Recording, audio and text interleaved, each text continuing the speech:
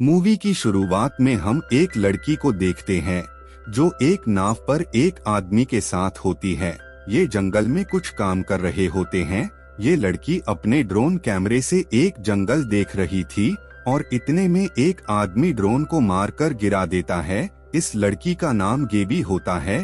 गेबी इस आदमी को कहती है, मैं ड्रोन ढूंढते जा रही हूँ। ये आदमी कहता है, इस जंगल में लोग गायब हो जाते हैं। लेकिन गेबी कहती है, मैं तुम्हें अगले मोड़ पर मिलूंगी, और गेबी जंगल में चली जाती है।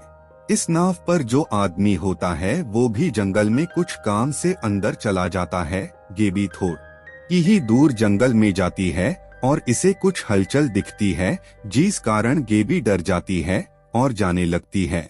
लेकिन गेबी का पाँव एक फंदे से टकराता है, जिस कारण उसके पाँव में लकड़ी घुस जाती है। गेबी दर्द से चिल्ला उठती है और गिर जाती है। गेबी वॉकी टॉकी से उस आदमी से कांटेक्ट करने की कोशिश करती है, लेकिन आदमी वॉकी टॉकी नाव में ही भूल जाता है। लेकिन आदमी गेबी की आवाज सुन लेता है कि गेबी चिल्ला रही है। ये अपनी नाव की तरफ भागता है, लेकिन वॉकी टॉकी पानी में चली जाती है, जिससे वॉकी टॉकी खराब हो जाती है। आदमी गेबी को जंगल में ढूंढने चला जाता है। गेबी जैसे तैसे अपने पाँव से लकड़ी निकालती है और आगे बढ़ती है। गेबी एक लकड़ी से बने घर में जाती है और आवाज लगाती है, लेकिन घर पर कोई नहीं था, तो गेबी अंदर चली जाती है। सीन शिफ्ट होता है नाव वाले आदमी पर जो गेबी को ढूंढ रहा था, लेकिन वहां पर कोई डरावनी चीज उसके पीछे पड़ जाती है। सीन चेंज होता है गेबी पर जो घर में सो रही थी। इतने में एक आदमी और लड़का आते हैं। ये घर उनका ही था। लड़के का नाम स्टीव और आदमी का नाम बारड होता है। वो पूछते हैं कि तुम्हें किसने भेजा है, तो गेबी कहती है, मुझे किसी ने नहीं भेजा। बारड गेबी का इलाज करता है और खाना देता है।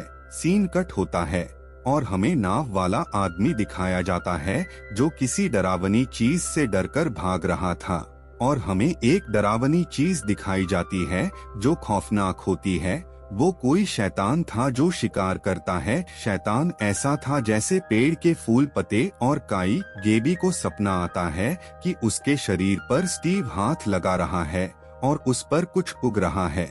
जैसे ही गेबी नींद से उठती है, उस पर कुछ भी नहीं उगा होता। गेबी नाव वाले आदमी को कांटेक्ट करने की कोशिश करती है और कांटेक्ट हो भी जाता है, लेकिन उसके चिल्लाने की आवाज आ रही थी।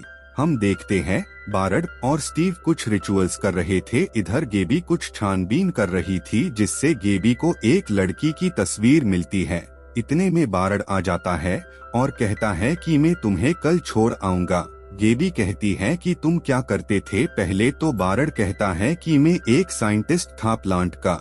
बाद में मैं इस जंगल में आ गया और भगवान से मिला। रात को ये लोग सो रहे थे, तो इतने में बारड गेबी का मुंह बंद कर देता है, जिससे गेबी डर जाती है। बारड कहता है कि आवाज मत करना, वहाँ पर एक खौफनाक सा शैतान आता है जो इन पर हमला करता है, लेकिन ये उसको भगा देते हैं। लेकिन उस शैतान का खून गेबी पर गिरता है, जो बहुत खतरनाक होता है। स्टीव गेबी पर खून होता है, उसे पोंछता है। गेबी अगले दिन स्टीव के साथ एक फोटो खींचती है। स्टीव गेबी का फोन चलाने लगता है, लेकिन ये बात बारड को बिल्कुल पसंद नहीं आती है और बारड गेबी का फोन तोड़ देता है। अगले सीन में हम देखते हैं कि बारड किसी पेड़ के नीचे बैठकर माथा टेकता है और कुछ रिचुअल्स करता है। इस बात से पेड़ खुश होता है और इसे कुछ जड़ी बूटियां देता है, जिसे ये बाप बेटे खा लेते हैं। और गेबी के शरीर पर कुछ उग रहा होता है, जिसे छोटी छोटी डालियां। बारड गेबी से कहता है कि जाने का वक्त हो गया है, लेकिन स्टीव इस बात से खुश नहीं होता कि गेबी जा रही है। जैसे ही गेबी को बारड छोड़ने जा रहा था, वहाँ पर नाव वाले आदमी का कुछ गिरा होता है। ये आगे चलकर देखते हैं, वहाँ पर नाव वाले आदमी पर जैसे फफूंद लग गई है। वो आदमी कहता है कि मुझे मार डालो। बारड उसके मुंह में तीर डालता है और आदमी खुद ही उस तीर को अपने सिर के आर पार कर लेता है। इतने में वहाँ पर वही शैतान आने लगते हैं, जिससे बचकर दोनों वापस लौट आते हैं। गेबी के शरीर पर फफूंद उगते ही जा रही थी। गेबी बारड से कहती है कि तुम्हारे पास दवाई है इसे ठीक करने की तो मुझे भी दो, लेकिन बारड नहीं देता। गेबी स्टीव से कहती है कि तुम्हारी मोम कहाँ है, तो स्टीव कहता है कि मेरी माँ जंगल में रहती है, आओ तुम्हें दिखाता हूँ। सीन कट होता है और हमें बारड और स्टीव दिखाए जाते हैं जो वही जड़ी बूटी खा रहे थे जिससे शरीर पर उगने वाली फफूंद से बचा जाए। स्टीव अपने मुंह में जड़ी बूटी रख लेता है जिससे बारड को पता न चले। स्टीव बारड से बचता बचाता जड़ी बूटी गेबी को खिला देता है जिससे उसकी फफूंद जाने लगती है।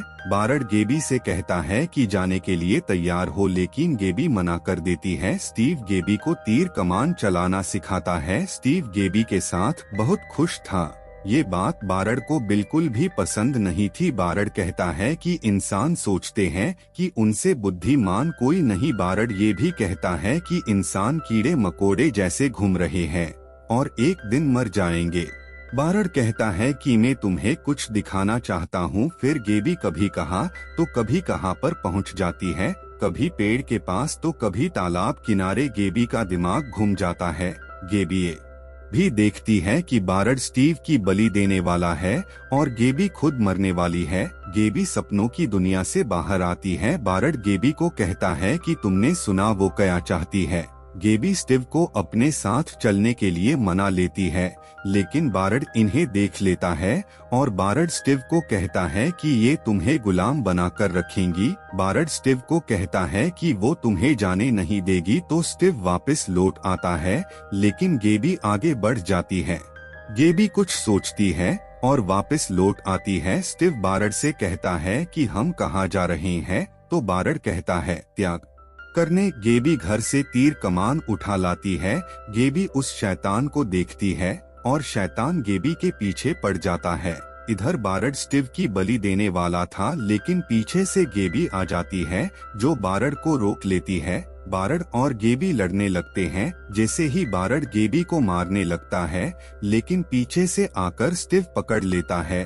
बारड और स्टीव लड़ने लगते हैं। इतने में शैतान आ जाता है जो गेबी को मारने वाला था, लेकिन स्टीव उस शैतान को मार डालता है।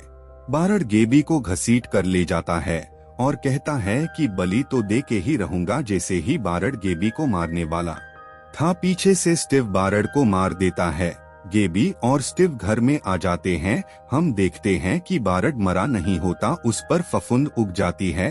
अब इस पेड़ ने जड़ी बूटी देनी बंद कर दी थी क्योंकि उस पेड़ को बलि नहीं दी थी। हम कुछ दिनों बाद देखते हैं कि गेबी के पूरे शरीर पर फफूंद उग गई है और स्टीव से मौत की भीख मांग रही है।